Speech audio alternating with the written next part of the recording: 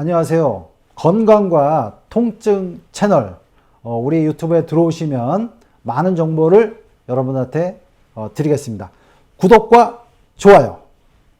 오늘은 우리가 허리 통증 중에 오래 앉을 때 앉아 있으면 이렇게 통증이 오는 경우에 대해서 설명을 드리겠습니다. 요새 이제 뭐 공부하는 학생들이라든가 또 이제 사무실에서 오래 근무하다 보면 우리가 앉아 있는 경우가 많은데, 그러면 이제 잠시 앉다 보면 점점 허리 통증이 오죠. 제가 전번에 이제 누우면 허리 통증이 와요, 이제 영상을 찍은 적인데 그거랑 좀 다르지만 전반적으로 허리에 이제 오래 앉으면 오는 통증을 좀 이해하시면 허리의 전반적인 부분을 다 이해할 수가 있습니다. 그래서 이런 거를 단계적으로 완벽하게 분석하고 여러분들이 어떻게 하면 허리를 잘 관리해서 문제가 안 될까, 이런 부분에 대해서 설명을 드리겠습니다. 먼저 우리가 이제 척추의 모형을 가지고 좀 설명을 해 드리는데, 허리가 아픈 원인은 이제 허리의 문제일 수도 있고 골반의 문제일 수도 있습니다. 그래서 지금은 골반의 문제는 약간 좀 빼놓을 텐데 다 연관은 되지만, 주로 이제 오래 앉을 때 허리에 어떻게 영향을 주나, 이 부분을 중점적으로 설명을 드리겠습니다. 우리가 이제 여기 모형에서 보시다시피 앉는다면 고관절이 이렇게 다리가 쭉 펴지는 게 아니라 이제 이렇게 굴곡이 되죠.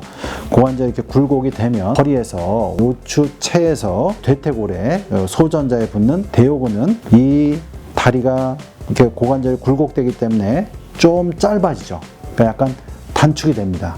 이런 식으로 우리가 이제 앉는 자세가 만들어지죠. 근데 우리가 이제 이런 식으로만 앉는 게 아니라, 앉을 때 보면 전만, 앞쪽으로 이렇게 만곡이 있어야 되는데 뒤쪽으로 점점 후만이 일어납니다.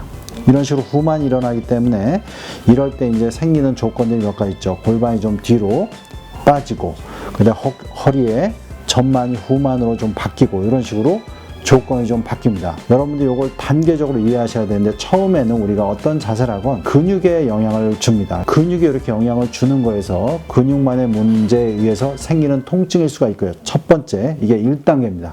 근데 모든 근육은 인대로 통해서 골격에 붙어 있기 때문에 오래 지속되다 보면 인대에 무리가 갑니다. 그럼 좀 더 진행된 단계죠. 그건 이제 2단계라고 보시면 되고, 우리가 3단계는 그런 인대나 근육이 지지하는 힘이 떨어지기 때문에 생기는 어떤 변형, 즉 디스크가 생긴다든가, 그 다음에 척추체가 아탈구가 된다든가, 이런 변형이 오는 게 3단계입니다. 그래서 이제 이런 단계를 가지고 설명을 드리면, 첫째, 아까 얘기했듯이 이렇게 고관절은 굴곡이 되고 요추가 점점 후만이 될 때 대요근은 약간 긴장되는 형식으로 가고, 뒤쪽에 붙어있는 근육, 척추에 쭉 뒤쪽에 붙어있는 기립근이라든가 엉덩이, 골반 근육은 좀 이완되는 쪽으로 됩니다. 그러니까 좀 근육이 늘어나는 거죠. 근육은 약간 어떻게 보면 고무줄과 비슷하다고 생각하시면 돼요. 그래서 고무줄을 오래 늘리고 있으면 약간 탄성이 떨어지듯이 탄성이 좀 떨어집니다.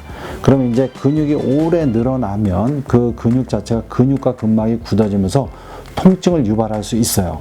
그래서 여러분이 이런 경우는 이 정도의 1단계의 문제라 그러면 당연히 대요근을 스트레칭하는, 제가 설명을 해드렸는데 런지라든가 이런 걸 할 수가 있겠고요.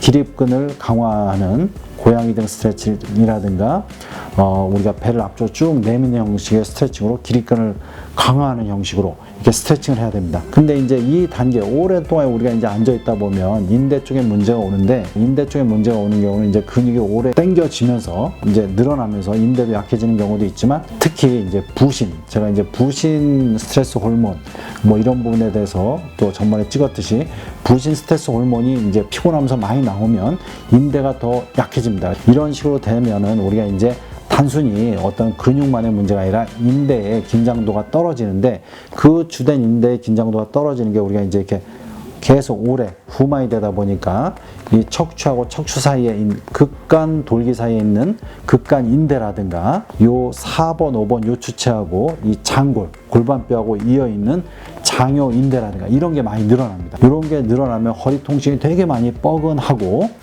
잘 해결이 안 되죠. 스트레칭으로.